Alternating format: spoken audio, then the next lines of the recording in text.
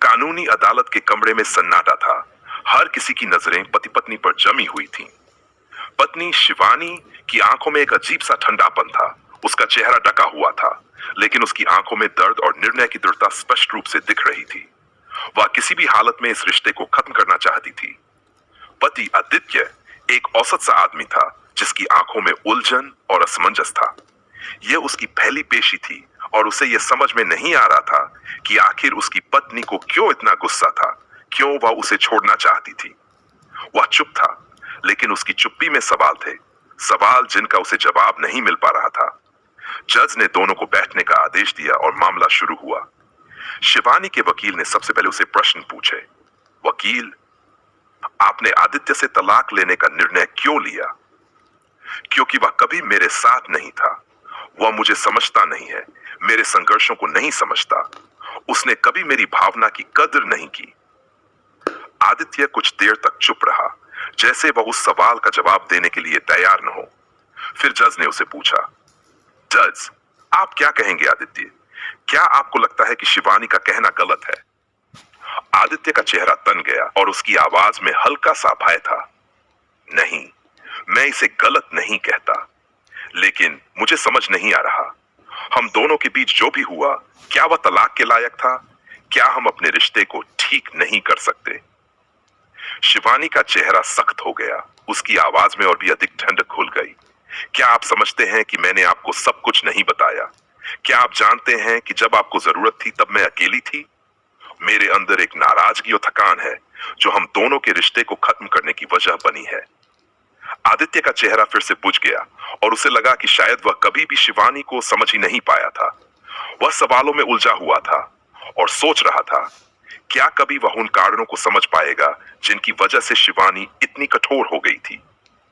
तभी जज ने दूसरे पक्ष से सवाल पूछा, शिवानी, क्या आप मानती हैं कि आपके रिश्ते में कुछ अच्छी बातें भी थीं? हाँ, कुछ अच्छी बातें थीं, लेकिन वो अब याद नहीं आती।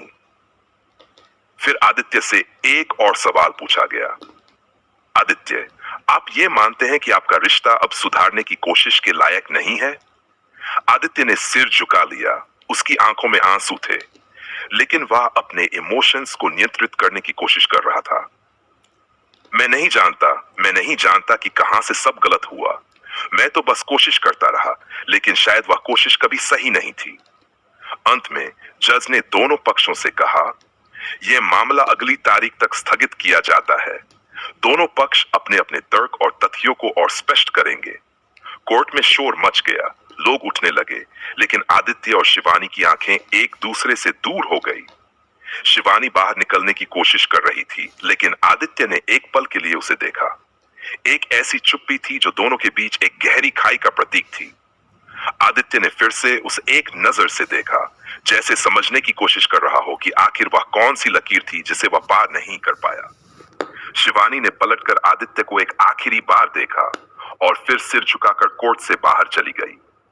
आदित्य वहीं खड़ा रहा, उसकी आंखों में सवाल थे, लेकिन किसी भी सवाल का जवाब उसके पास नहीं था। कोर्ट के दरवाजे से एक बार फिर दोनों के जीवन का अहम पल सामने आ खड़ा था। लगभग 1 महीने बाद शिवानी और आदित्य एक बार फिर अदालत में आमने सामने थे।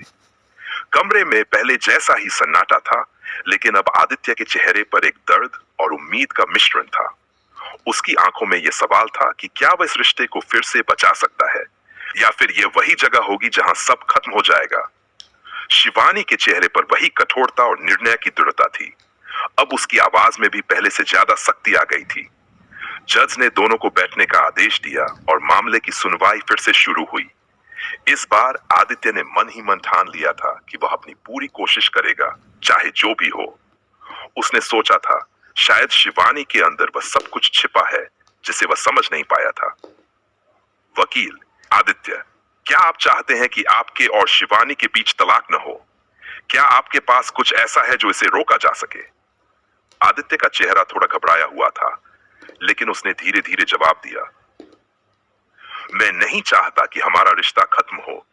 मैं सिर्फ ये जानना चाहता हूं कि वह क्या कारण है जो उसे इतना असहनीय बना दिया। क्या वह सिर्फ मेरी गलती है? अगर हाँ, तो मैं सुधारने के लिए तैयार हूं, लेकिन मैं इसे खत्म होते नहीं देख सकता।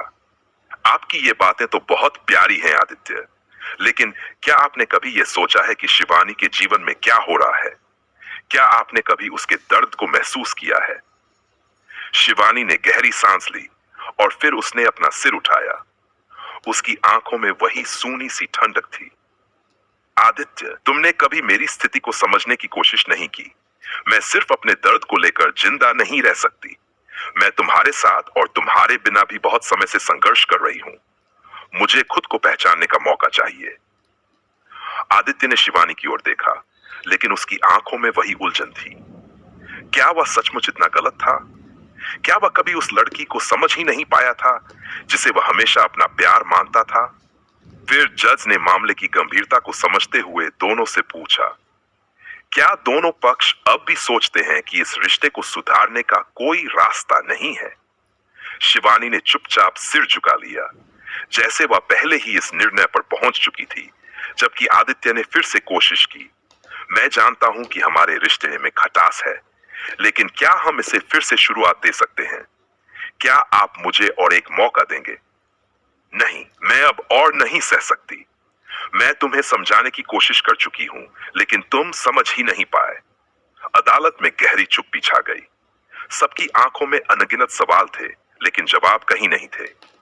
जज ने फैसला सुनाया, यह मामला अगले महीने की तारीख तक स्थगित किया जाता है। दोनों पक्ष अपनी अपनी स्थिति पर और विचार करेंगे और हमें अगले सुनवाई में जवाब देंगे। कोर्ट की कार्यवाही खत्म हो गई और दोनों अपने अपने रास्तों पर चले गए। शिवानी के परिवार में भी सब इस मामले को लेकर चिंतित थे। उसकी मां ने बार बार उससे पूछा, क्या तुम सचमुच तलाक लेना चाहती हो बेटी? क्या तुमने इस रिश्ते को खत्म करने से पहले सब कुछ ठीक से सोचा? लेकिन शिवानी का जवाब हमेशा वही था, मां, अब मेरे पास कोई रास्ता नहीं बचा। मैं अब खुद को जीना चाहती हूं। वहीं आदित्य के परिवार में भी बवाल मच गया था। आदित्य के पिता ने उसे समझाने की कोशिश की। आदित्य के पिता, देखो बेटे, कभी कभी हमें अपने रिश्ते को संभालने की कोशिश करनी चाहिए। तुम अपनी तरफ से सब कुछ कर रहे हो, लेकिन क्या तुम्हें लगा कि शिवानी को कभी सही समझा? क्या तुमने कभी उसकी भावनाओं को समझा? आदित्य सिर झुकाकर बैठा रहा, लेकिन उसे किसी की बात समझ में नहीं आ रही थी। वह अभी भी यही सोच रहा था कि वह क्या सही कर रहा था और क्या वह सचमुच अपनी पत्नी को समझ पाया था। इस बार शिवानी ने किसी की भी बात नहीं मानी। वह अपनी बात पर दृढ़ थी और उसका मन पहले से कहीं ज्यादा अडिग हो चुका था। तलाक के इस सुनवाई के बाद सबको यह महसूस हो रहा था कि एक दीवार खड़ी हो चुकी थी, एक दीवार जो दो दिलों के बीच खड़ी थी और शायद कभी खत्म नहीं होगी। आदित्य अदालत के बाहर एक पार्क में बैठा था और उसकी आंखें खोई हुई थी। हर तरफ गहरी चुप्पी थी, लेकिन उसके मन में हजारों विचार दौड़ रहे थे। वह सोच रहा था, क्या वह सचमुच उन सब यादों को खोने जा रहा था? क्या उसकी जिंदगी वही पुरानी खुशहाल जिंदगी बन पाएगी जिसे वह कभी जानता था? उसके दिमाग में धीरे धीरे उन दिनों की यादें ताजा हो रही थी, जब उसकी जिंदगी में शिवानी की मौजूदगी सबसे बड़ी खुशी हुआ करती थी। कॉलेज की पहली मुलाकात, यह वह समय था जब आदित्य और शिवानी दोनों कॉलेज के नए छात्र थे। आदित्य ने पहली बार शिवानी को लाइब्रेरी में देखा था, जहां वह किताबों में खोई हुई बैठी थी। उसकी आंखों में एक गहरी तन्हाई थी और चेहरे पर कुछ ऐसा था जो आदित्य को खींचता चला गया।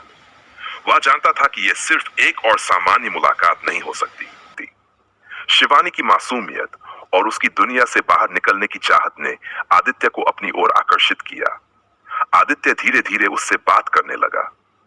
शुरुआत में वह सिर्फ उसकी किताबों के बारे में बात करता, फिर धीरे धीरे दोनों के बीच छोटी छोटी बातचीत शुरू हुई। शिवानी को उसकी सरलता और समझदारी बहुत भाती थी। आदित्य ने भी महसूस किया कि शिवानी की हंसी, उसका सरल स्वभाव और उसकी मासूमियत उसे खास बनाती थी। कुछ ही महीनों में दोनों अच्छे दोस्त बन गए थे। दोस्ती धीरे धीरे प्यार में बदल गई। वे दोनों कॉलेज के बाद एक दूसरे से मिलने लगे और बहुत जल्दी यह एहसास हुआ कि उनका प्यार दोनों के लिए बहुत महत्वपूर्ण है। वे एक दूसरे के बिना नहीं रह सकते थे। तुमसे मिलने के बाद मैं हर दिन एक नई उम्मीद के साथ जागता हूं शिवानी, आदित्य ने एक दिन उसे कहा था। और मैं तुम्हारे साथ हर पल को जीना चाहती हूं आदित्य, शिवानी ने जवाब दिया। उसकी आंखों में वह प्यार था जो कभी खत्म नहीं होना चाहता था। जब बात दोनों के परिवारों तक पहुंची तो आदित्य और शिवानी के लिए यह सबसे कठिन समय था। आदित्य का परिवार समझता था, लेकिन शिवानी के घर वालों को यह रिश्ता स्वीकार करने में समय लगा। आदित्य ने शिवानी के घर वालों को समझाने की पूरी कोशिश की और बहुत संघर्ष के बाद आखिरकार दोनों परिवारों की मंजूरी मिल गई। शिवानी की मां ने उसे गहरी नजर से देखा था और कहा था, बेटी, ये रिश्ता तुम्हारे लिए है, तुम्हारे प्यार और समझ से। अगर तुम इस रिश्ते को निभा सकती हो तो हम तुम्हारे साथ हैं। शादी के बाद आदित्य और शिवानी ने एक दूसरे के साथ अपना नया जीवन शुरू किया। आदित्य की नौकरी अच्छी चल रही थी और शिवानी भी अपने करियर में सफल हो रही थी। दोनों मिलकर एक खुशहाल और संतुष्ट जीवन जी रहे थे। आदित्य और शिवानी के लिए समय सपना जैसा था, हर दिन एक नई खुशी और हर मुश्किल को साथ मिलकर पार करने का वादा। आदित्य याद करता है, हमने हर दुख और खुशी को मिलकर सहा था शिवानी, साथ जीने और मरने का वादा किया था और मैंने वह वादा हमेशा निभाने की कोशिश की। लेकिन अब यह कहानी एक नए मोड़ पर आ खड़ी थी। वह सोचता है, क्या उसने सचमुच शिवानी को समझा था? क्या वह वही आदित्य था जिसकी शिवानी को हमेशा जरूरत थी? क्या वह वही आदमी था जिसे वह कभी अपने सपनों में देखती थी? आदित्य ने गहरी सांस ली और अपनी आंखें बंद कर ली। आदित्य अदालत में बैठे बैठे अचानक महसूस करने लगा कि कुछ तो अलग था। उसकी नजरें शिवानी पर टिक गई जो सामने बैठी थी। अब वह पहले जैसी नहीं दिख रही थी। उसके चेहरे का रंग पीला था और उसकी आंखों में वह चमक नहीं थी जो पहले होती थी। वह बहुत कमजोर लग रही थी, जैसे कई दिनों से कुछ खाया पिया नहीं हो। आदित्य का मन तेजी से गहरे सवालों में उलझने लगा। क्या हो गया शिवानी? क्या यह सिर्फ तलाक की प्रक्रिया का असर है या कुछ और? वह सोचने लगा। वह नहीं जानता था कि क्या वह शिवानी से यह सब पूछने की स्थिति में था या नहीं, लेकिन एक चीज तो साफ थी, कुछ तो गलत हो रहा था। अगली सुनवाई में जब दोनों फिर से अदालत में आमने सामने बैठे थे, आदित्य ने एक अजीब सा फैसला लिया। वह पल भर के लिए चुप रहा और फिर एक गहरी सांस लेकर बोला, शिवानी, मैं जानता हूं कि हम दोनों के बीच बहुत कुछ खत्म हो चुका है और तुम तलाक चाहती हो, लेकिन इससे पहले कि हम इस रिश्ते को खत्म करें, मैं तुमसे एक आखिरी इच्छा रखना चाहता हूं। सभी लोग चुप हो गए और आदित्य की बातों को ध्यान से सुनने लगे। मैं चाहता हूं कि हम दोनों एक रात साथ बिताएं, जैसे हम पहले करते थे। मैं जानता हूं कि यह तुमसे एक आखिरी मांग है, लेकिन मैं चाहूंगा कि हम उस एक रात में अपने पुराने रिश्ते को एक बार फिर महसूस करें। यह सुनकर न सिर्फ शिवानी बल्कि पूरी अदालत में मौजूद लोग चौंक गए। यह एक ऐसा प्रस्ताव था जिसे शायद कोई भी उम्मीद नहीं कर रहा था। शिवानी का चेहरा तमतमा गया। वह एक पल के लिए तो चुप रही और फिर उसने कड़ी आवाज में कहा, आदित्य, तुम ऐसा क्या सोच रहे हो? हमारे रिश्ते में जो भी हुआ उसे बदलने के लिए यह तरीका सही नहीं है। मैं तुमसे इस बारे में बात नहीं करना चाहती। लेकिन आदित्य की आंखों में एक आग्रह था। वह जानता था कि यह आखिरी मौका हो सकता है जिसमें वह शिवानी को कुछ समझा सके या उसे वह सब बताने का मौका मिल सके जो उसने कभी कहा नहीं। उसके परिवार वाले भी चुप थे। आदित्य की मां और शिवानी की मां एक दूसरे की ओर देख रही थीं, जैसे कुछ समझ ही नहीं पा रही हों। दोनों के दिलों में अलग अलग सवाल थे। देखिए आदित्य और शिवानी, आप दोनों अभी तक पति पत्नी हैं और तलाक की प्रक्रिया पूरी नहीं हुई है, तो आपके द्वारा प्रस्तावित यह बात अदालत में सुनी जा सकती है। मैं मानता हूं कि यह आपके दोनों के व्यक्तिगत निर्णय का हिस्सा है, लेकिन मैं सलाह दूंगा कि आप दोनों कोर्ट के बाहर इसे सुलझाएं। जज ने अपनी चश्मे के ऊपर से दोनों को देखा और फिर अदालत को आदेश दिया, जज, आप दोनों इस मामले को अपनी निजी स्थिति समझकर हल करें। अगले सत्र तक ये तय कर लें कि आप क्या करना चाहते हैं। इस मामले में कोई और सवाल नहीं होगा। आदित्य और शिवानी दोनों एक दूसरे को देखकर चुप हो गए।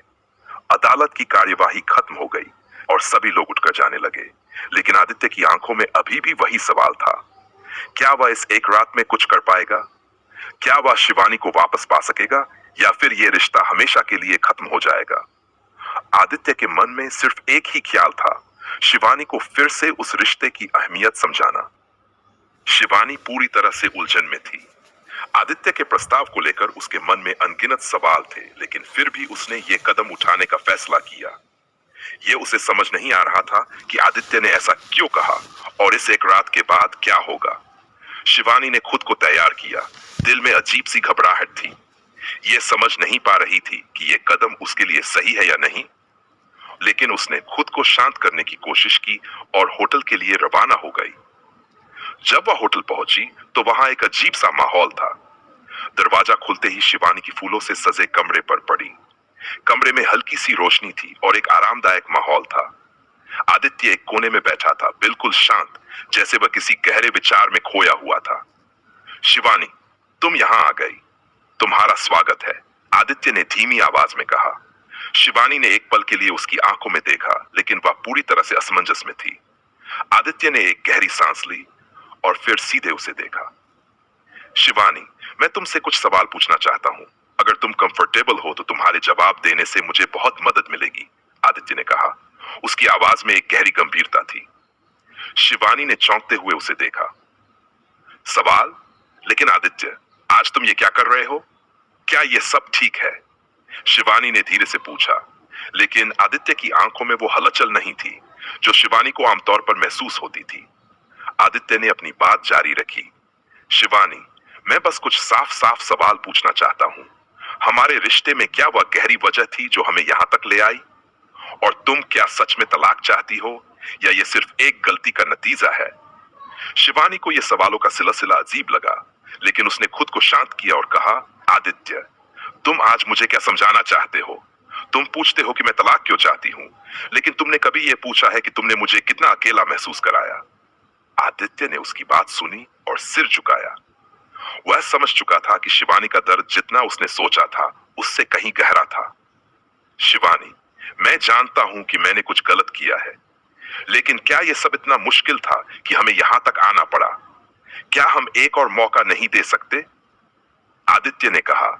उसकी आवाज में दर्द था। शिवानी ने उसे गहरी नजर से देखा, लेकिन फिर कुछ नहीं बोली। वह समझ गई थी आदित्य ने अब तक सिर्फ अपने दृष्टिकोण से ही सब देखा था, लेकिन उसने उसकी भावनाओं को कभी पूरी तरह से महसूस नहीं किया। कमरे में चुप्पी छा गई और दोनों एक दूसरे की आंखों में गहरी उलझन देख रहे थे। आदित्य के सवालों का जवाब शिवानी के पास था, लेकिन वह खुद ये तय नहीं कर पा रही थी कि क्या यह रिश्ता अब भी उस प्यार से जुड़ा हुआ था जिसे उन्होंने एक साथ शुरू किया था। होटल के उस कमरे में हर दीवार गवाही दे रही थी उस प्रेम की जो वक्त और बीमारी के सामने झुकने वाला नहीं था। शिवानी आदित्य के सामने बैठी थी। उसके हाथ कांप रहे थे, आंखों से आंसू थमने का नाम नहीं ले रहे थे। आदित्य ने चुपचाप एक लिफाफा उसके सामने रखा। डॉक्टर की रिपोर्ट। ये सब क्या है शिवानी? उसकी आवाज भारी थी, लेकिन उसमें गुस्सा नहीं था, सिर्फ टूटता हुआ प्यार था। शिवानी ने कांपते हाथों से रिपोर्ट देखी, फिर आदित्य को देखा। वही आंखें जो कभी उसे जिंदगी की सबसे खूबसूरत हिम्मत देती थीं, आज वही आंखें उसकी सच्चाई से घायल थीं। कैसे कैसे पता चला तुम्हें? वह बमुश्किल बोल पाई। आदित्य ने गहरी सांस ली। मैंने तुम्हारे बदलते चेहरे को देखा, तुम्हारी थकान, तुम्हारी आंखों का डर। मैं तुम्हें जानता हूं शिवानी, तुम्हारे बिना कुछ कहे भी तुम्हारी हर बात पढ़ सकता हूं। शिवानी अब जोर जोर से रोने लगी। आदित्य, मैं मरना नहीं चाहती थी, लेकिन मैं ये भी नहीं चाहती थी कि मेरे बाद तुम टूटो, मेरी यादों में उलझ कर रहो। इसलिए मैं तुम्हें छोड़ देना चाहती थी, तलाक दे देना चाहती थी, ताकि तुम आजाद हो सको, एक नई जिंदगी शुरू कर सको। वो गिर पड़ी आदित्य के पैरों में, लेकिन आदित्य ने उसे थाम लिया, अपने सीने से लगा लिया। पागल हो तुम? उसकी आंखें भीग चुकी थीं। तुम्हारी बीमारी तुमसे मेरा रिश्ता नहीं तोड़ सकती। क्या तुम सच में समझती हो कि मैं तुम्हें ऐसे छोड़ दूंगा? नहीं शिवानी, अब हम एक साथ लड़ेंगे, हर दर्द, हर डर के खिलाफ। मैं तुम्हारा पति हूं और जब तक तुम लड़ोगी, मैं तुम्हारे साथ हूं। शिवानी बस उसे देखती रही। आदित्य की आंखों में वो सच्चाई थी जो न वक्त मिटा सकता था, न बीमारी। अगले दिन कोर्ट में दोनों चुपचाप कोर्ट में खड़े थे। जज ने पूछा, क्या आप दोनों अब भी तलाक चाहते हैं? आदित्य ने बिना झिझक कहा, नहीं माय लॉर्ड, मैं अपनी पत्नी को नहीं छोड़ सकता। शिवानी ने आदित्य की ओर देखा। उसकी आंखों से फिर आंसू बहने लगे, लेकिन इस बार वह आंसू प्रेम के थे, राहत के थे। शिवानी ने धीमे स्वर में कहा, मैं भी तलाक नहीं चाहती। जज मुस्कुराए, आदेश पत्र नीचे रख दिया। कोर्ट इस याचिका को खारिज करता है। मैं कामना करता हूं कि आप दोनों का रिश्ता और मजबूत हो। कोर्ट रूम के बाहर आदित्य ने शिवानी का हाथ पकड़ा। अब तुम अकेली नहीं हो मेरी जान, हम इस लड़ाई को जीतेंगे एक साथ। शिवानी ने सिर झुकाया, मुस्कुराई और शायद पहली बार खुद को फिर से जीने लायक महसूस किया। जब आदित्य और शिवानी अगली तारीख पर कोर्ट से बाहर आए, उनके चेहरे पर एक अलग ही सुकून था। कोई दस्तावेज अब उनके रिश्ते का फैसला नहीं कर सकता था, क्योंकि उन्होंने खुद ही अपने प्यार को फिर से जिंदा कर लिया था। आदित्य ने जब सारी सच्चाई दोनों परिवारों को बताई कि शिवानी तीसरे स्टेज के ब्रेस्ट कैंसर से जूझ रही है और इसलिए उसने चुपचाप डिवोर्स का रास्ता चुना, तो पूरे परिवार में सन्नाटा छा गया। शिवानी की मां सबसे पहले रो पड़ी। बेटी, तू इतनी बड़ी बात हमसे छुपा गई। क्या हमने तुझसे कभी मुंह मोड़ा जो तूने अकेले सहा सब कुछ? आदित्य की मां ने उसे गले लगा लिया। तू हमारी बहू ही नहीं, बेटी है। इस लड़ाई में हम सब तेरे साथ हैं, तुझे कुछ नहीं होने देंगे।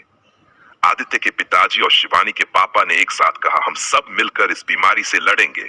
तुम एक दिन ठीक हो जाओगी शिवानी। वो दिन यादगार बन गया। दो परिवार, एक रिश्ता और सैकड़ों आंसू, मगर सब में एक ही बात थी, उम्मीद। फिर शिवानी का इलाज शुरू हुआ। कीमोथेरेपी, दवाएं, दर्द, थकान, बहुत कुछ झेलना पड़ा, लेकिन हर बार आदित्य उसका हाथ थामे साथ खड़ा रहा।